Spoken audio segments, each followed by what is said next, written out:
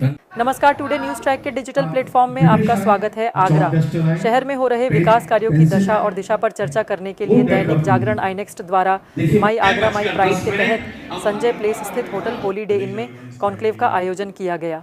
इस कॉन्क्लेव में solid waste management and eco friendly transport, urban development and infrastructure, inner ring road, Atalpuram township, greater Agra extension, Rahan Kalan township, economics growth and opportunity, industrial development, tourism investment, growth and education, medical sector potential and opportunity पर जिले के जिम्मेदार हुक्मरानों व शहर बौद्धिक वर्ग के बीच चर्चा की गई। इस चर्चा के दौरान कई बिंदुओं निकल कर आए जिन पर अफसरों द्वारा अमल करने का भरोसा दिलाया। इससे पहले कार्यक्रम की शुरुआत मुख्य अतिथि आगरा की मेयर हेमलता दिवाकर कुशवाहा, कमिश्नर आगरा शैलेंद्र कुमार सिंह, पूरन डावर, सुशील गुप्ता, दैनिक जागरण के संपादक अवधेश माहेश्वरी, जीएम अखिल भटनागर, दैनिक जागरण आईनेक्स्ट के एडिटोरियल हेड अखिल दीक्षित ने संयुक्त रूप से दीप प्रज्वलन कर कार्यक्रम की विधिवत शुरुआत की। कार्यक्रम शहर की जानी मानी हस्तियों को सम्मानित किया गया, जिनमें अर्जुन अवार्डी पूर्व हॉकी टीम कप्तान जगवीर सिंह, बाइक राइडर पल्लवी फौजदार, parachuter Sonia Sharma, international cricketer Poonam Yadav, theatre एवं बॉलीवुड कलाकार Dimpy Mishra, iron man rhythm Garg, बालिका संरक्षण कार्यकर्ता प्रमिला शर्मा, पर्यावरणविद केपी सिंह, ट्रांसजेंडर पर कार्य करने वाली महिला पुलिस अधिकारी पूनम सिरोही को उत्तर प्रदेश राज्य महिला आयोग की अध्यक्ष डॉक्टर बबीता चौहान द्वारा सम्मानित किया गया। इस मौके पर शहर के विख्यात यूरोलॉजिस्ट सर्जन डॉक्टर ज्ञान प्रकाश, पूर्व brand ambassador Swachh Bharat mission Anand Rai, Naresh Paras, doctor DV Sharma, SN medical college के principal doctor Prashant Gupta, ADA VCM Arun Modi, prelude public school के डायरेक्टर सुशील गुप्ता, चतुर्भुज तिवारी समेत शहर के गणमान्य व्यक्ति मौजूद रहे। आगरा से टुडे न्यूज ट्रैक के लिए चतुर्भुज तिवारी की रिपोर्ट। एक प्राधिकरण है, नाम लेना गलत नहीं है, लूंगा नहीं, इंडस्ट्रीज को डील करता है। एक जियो निकल जाता है आज से 2 साल पहले के साथ, इस पर्टिकुलर टाइप ऑफ इंडस्ट्री के लिए एफआईआर 3 हो गया। बराबर में फायर डिपार्टमेंट बैठा हुआ है, वो कह रहा है 18 मीटर से ऊपर की बिल्डिंग मैं नहीं जानता, मैं पास नहीं करूंगा। अब आप सोचिए 3 एफआईआर को 18 मीटर की बिल्डिंग में कौन सी गणित से कंफाइंड किया जा सकता है। एक रास्ता चोरी का तैयार है, इस आप झूठा दिखाओ, झूठा बनाओ और बाद में पेनल्टी भरते रहो और जेल करना। इसी संदर्भ में एक छोटी सी, जैसे मैंने पहली लाइन अपनी बोली थी कि simplification is the only solution. Administration का कोई नुमाइंदा नहीं है, कोई मतलब भी नहीं है मुझे, तो दैनिक जागरण की वजह से बैठा हूं मैं यहाँ, तो जागरण के माध्यम से कहना चाहूंगा, बहुत दूर नहीं जाऊंगा क्योंकि आगरा की बात हो रही है तो आगरा तक रहूंगा या आगरा से 10-20-50 किलोमीटर दूर की बात करूंगा।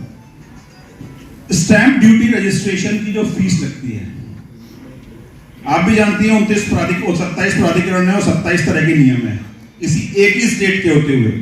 ऐसी एक ही स्टेट के हर जिले में स्टैंप वैल्यूएशन के या स्टैंप ड्यूटी के एकदम अलग अलग इतर नियम है। 200 पेज की किताब पकड़ा दी जाती है, आदमी सिर फोड़ के कहता है, वो कातिब बेपढ़ा लिखा आदमी जो वहां पर बैठा होता है उसे कि भाई मेरी स्टैंप ड्यूटी तो निकाल। फिर वही बात आती है simplification is the only solution. जब दिल्ली जैसे बड़ी जगह में 3 लाइन में पूरी स्टैंप ड्यूटी खत्म हो सकती है, इस जोन की है, इस जोन की है, इसके हिसाब से इसके वेरिएशन ये कर लीजिए। एक मेरा शहर है जहां पर आज मुझे फ्लैट की वैल्यू निकालने के लिए, रजिस्ट्री करने के लिए उसकी लैंड की वैल्यू निकालनी पड़ती है, उसका कंपोनेंट निकालना पड़ता है, उसका कंस्ट्रक्शन निकालना पड़ता है। मथुरा में छोटा सा शहर है, वहां पे स्क्वायर फुट में रेट तय हो चुके हैं साहब, इस बिल्डिंग का स्क्वायर फुट का रेट है। हर टॉम ने गहरी जानता है कि स्टैंप बेचने जाऊंगा इतने से एरिया मल्टीप्लाई कर दूंगा। अब अटल टाउनशिप भाई बैठे हैं, अटल टाउनशिप की बात है। आज हम एक छोटी कॉलोनी बना रहे हैं, चाहे वो 600 एकड़ की हो, 600 हेक्टेयर की हो या 200 हेक्टेयर की हो, वो एक पीसफुल डेवलपमेंट ही है। हमें तो पूरा नोएडा और ग्रेटर नोएडा के मॉडल पर ही शहरों को विकास करना है। ये जो 1973 का act, UP urban planning and development act आया, उसने वो शहरों के अंदर विकास डेवलपमेंट का इश्योर नहीं कर सका जो होना चाहिए। तो वो मॉडल, मैं तो मानता हूँ वो मॉडल लगभग फेल सा ही है। 30 स्पीड डेवलपमेंट है। हाउसिंग बोर्ड ने कितनी स्कीम्स बनाई होंगी? 2-3 स्कीम्स हाउसिंग बोर्ड ने बनाई होगी। डेवलपमेंट अथॉरिटी ने 3-4 स्कीम, 5 स्कीम, 6 स्कीम्स बनाई होगी। लेकिन हम लोगों को वो डेवलपमेंट नहीं दिख सका जो नोएडा, ग्रेटर नोएडा में है।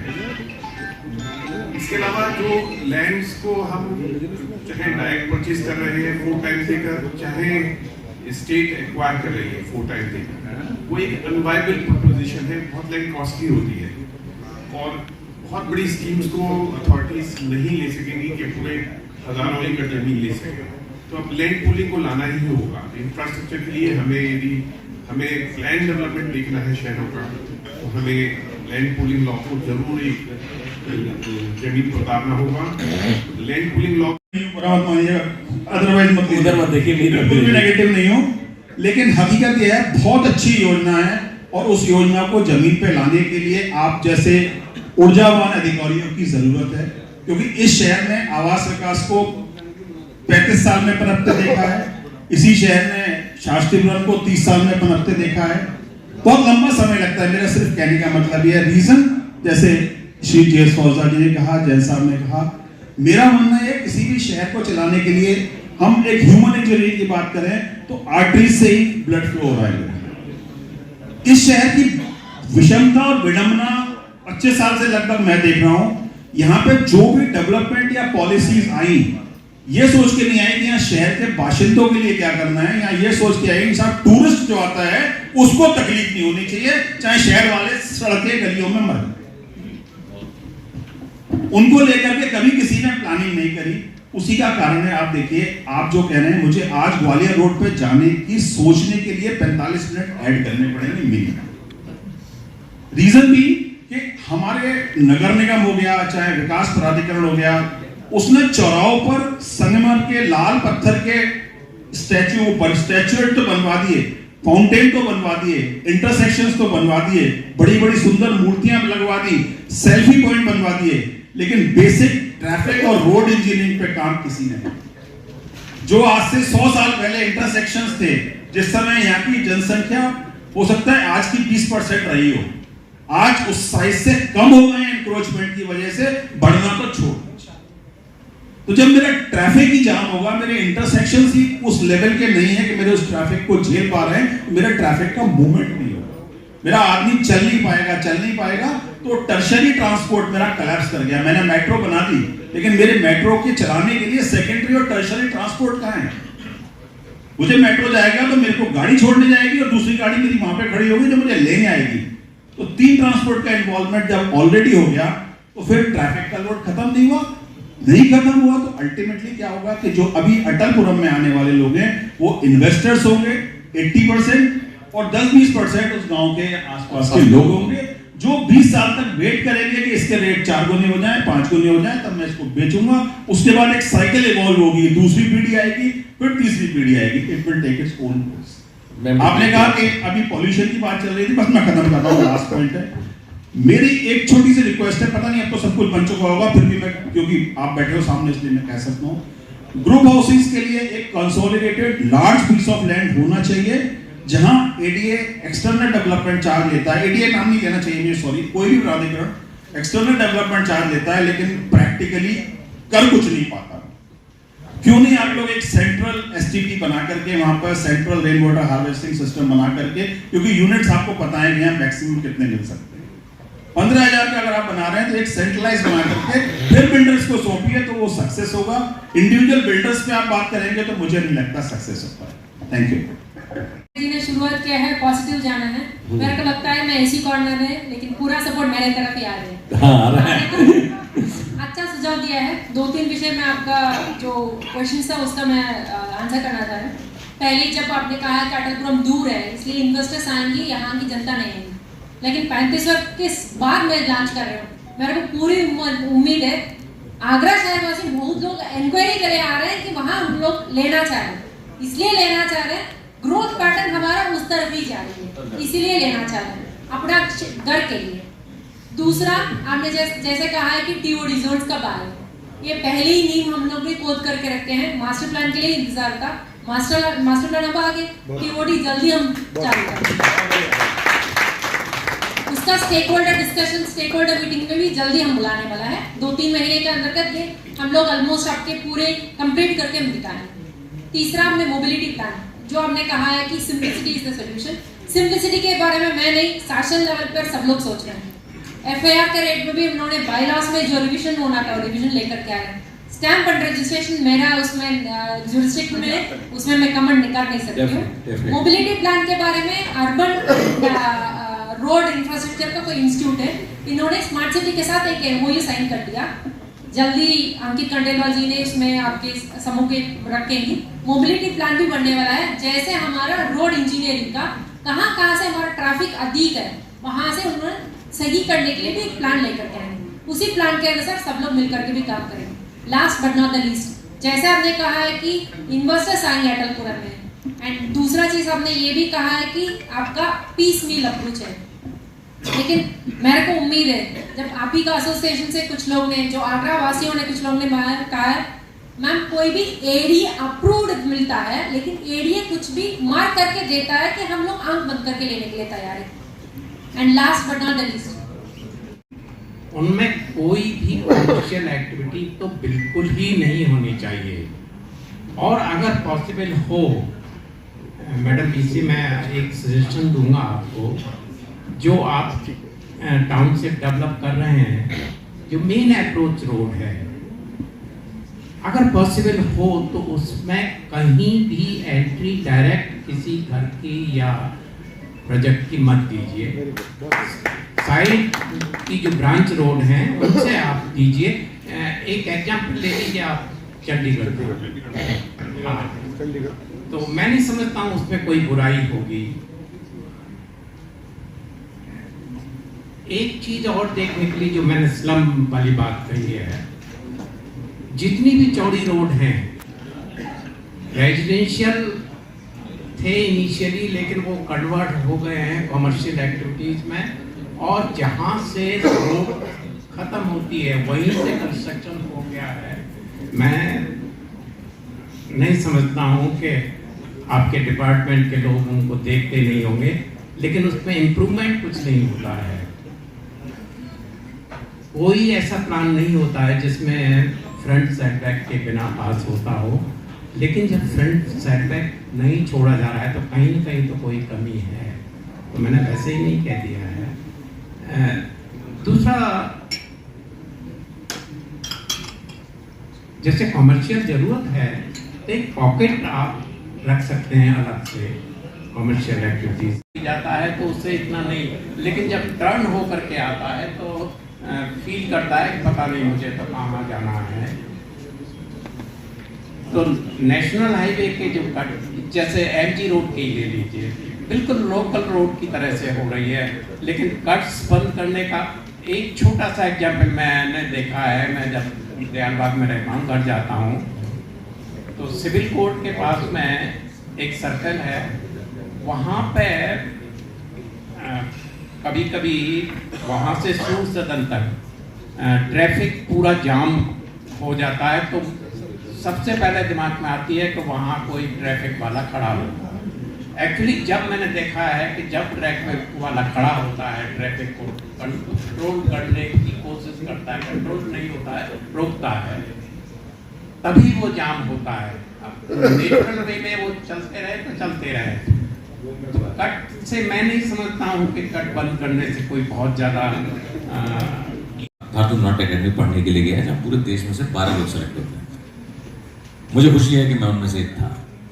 पढ़ा क्योंकि हम आज भी शिक्षा की मुख्य धारा में सांस्कृतिक शिक्षा को कोई स्थान नहीं देते। आज भी अगर कोई बच्चा कहता है कि मुझे तबला सीखना है या मुझे हारमोनियम सीखना है या मुझे संगीतकार बनना है, तो हमेशा 99% घर वालों का ना होता है। बड़ा मुश्किल होता है ऐसे माहौल में इस क्षेत्र को अपना पैशन, अपना प्रोफेशन बनाना और उसके साथ पूरी जिंदगी सर्वाइव करना। आज भी आगरा की किसी यूनिवर्सिटी, किसी कॉलेज में कोई थिएटर डिपार्टमेंट नहीं है। बड़े कमाल की बात है। किसी का इस तरफ कोई तवज्जो नहीं है। इवन पश्चिमी उत्तर प्रदेश के 8 शहरों में, आगरा, मथुरा, अलीगढ़, फिरोजाबाद, मैनपुरी, इटावा, इटा तक 8 शहरों में सरकार का कोई भी एक संस्थान नहीं है। सारे संस्थान पूर्वी उत्तर प्रदेश में, लखनऊ में भारतीय नाट्य अकादमी, हिंदी अकादमी, उर्दू अकादमी से लेकर सारे इंस्टीट्यूशन से, बनारस में नागरिक नाटक मंडली है, और अभी तो एनएसडी का एक सेंटर भी है, इलाहाबाद में प्रयाग संगीत समिति है। ले देके सारे रिसोर्सेज गवर्नमेंट के जो कल्चरल फील्ड में होने चाहिए वो सिर्फ पूर्वी उत्तर प्रदेश में। मैं हमेशा ये कहता हूँ, हर मंच से कह रहा हूँ, अब दिल्ली में रहता हूँ लेकिन वहाँ से भी लगातार ये बात कह रहा हूँ कि प्लीज़ अगर आप ये बात पहुँचा सकते हैं तो ज़रूर पहुँचाइए कि आगरा में ऐसे एक इंस्टीट्यूशन बन जाए। हमारे doctor Bhimrao Ambedkar university please एक थिएटर डिपार्टमेंट बना ले, ताकि वो जो मंच से सारी बातें हों कि युवा यहाँ से चले जाते हैं, वाकई चले जाएंगे। 10 साल रहने के बाद मुझे भी जाना ही पड़ा। हार्डली 20% ग्राउंड कवरेज से काम चल रहा है, तो 80%। Thank you very much from Dainik Jagran Inox परिवार की ओर से माई आगरा माई प्राइड। और पीछे आपके इंजीनियर अजीत फौजदार जी, उनका तो ब्रह्म बाग बन गया, सिंप्लीफिकेशन इज अ सॉल्यूशन, बिल्कुल ठीक। एक छोटा सा समूह चित्र भविष्य की सुखद यादों के रूप में स्मृतियां अंकित हो जाए, इसलिए मैं चाहता हूं कि सब लोग पास में आ जाएं, थोड़ा नजदीक आ जाइए सर। अगर ये मोमेंटो अगर हम इस तरह भी पकड़ पाए, so nice of you ma'am, thank you ma'am. और आप सबको ये बताते हुए कि पैनल डिस्कशन 3 बहुत इंटरेस्टिंग होने वाला है, जो इंफ्रास्ट्रक्चर और मोनूमेंट ऑफ नेशनल इंपॉर्टेंस है एक्ट में, चाहे वो ताजमहल हो चाहे कोस मीनार हो, दोनों मोनूमेंट का लीगल स्टेटस सेम है। और अभी तक का जो एक्ट है, एग्जिस्टिंग एक्ट है, उसमें दोनों के लिए कॉमन प्रोविजन है। गवर्नमेंट इस पे वर्क कर रही है, कुछ अमेंडमेंट प्रपोज हुए हैं, एग्जैक्टली क्या है वो पॉलिसी मैटर है, क्योंकि पार्लियामेंट्स होने हैं, मुझे इसकी जानकारी नहीं है, बट इस दिशा में बहुत सीरियसली गवर्नमेंट के द्वारा काम किया जा रहा है। Thank you very much. में आगे पीछे रहे। लीगल एड एक ऐसा विषय है कि जो सबसे जो तिरस्कृत कहा जाता है वो है, जो बच्चे भी कहते हैं कि बिना पैसे का आप काम करते हैं तो टाइम वेस्टेज है, शायद परिवार के लोग भी यही कहते हैं। कैसी बात कर रहे दीदी, कैसी बात कर रहे, एक बार जोरदार तालियां उठाए आगे से पीछे।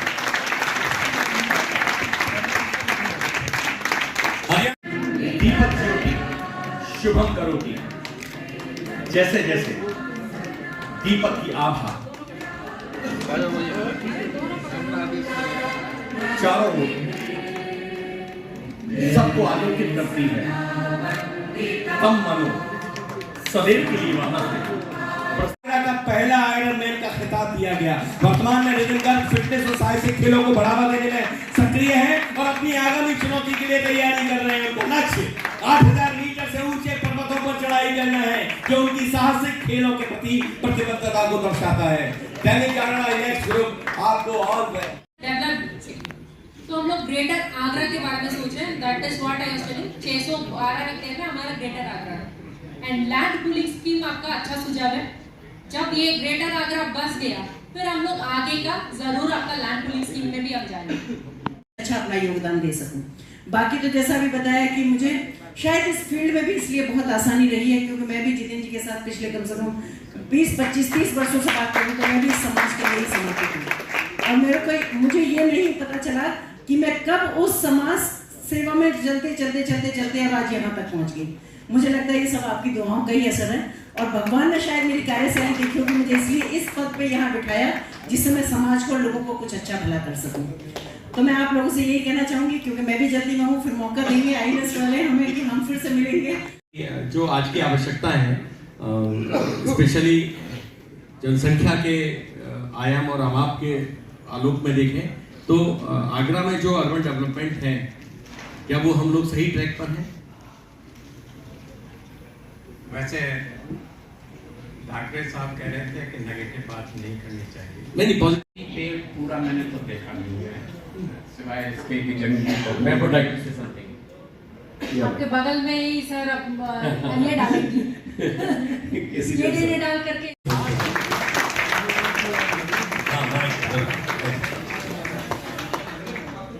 मुझे अच्छे से पता है कि हम सब पे बहुत समय हुआ है, जब मैं हम सब बोल रहा हूँ तो मैं भी शामिल। उन्होंने स्वयं सक्रिय रूप से भाग लिया।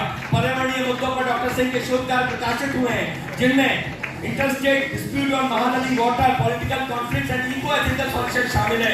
उन्होंने विभिन्न राष्ट्रीय वेबिनार और सम्मेलनों में वक्ता के रूप में भाग लिया, जब इन्होंने समुद्र तल से 5,638 मीटर यानी कि 18,497 फीट ऊंचे माना पास पर एकल यात्रा की। एकल मतलब अकेली।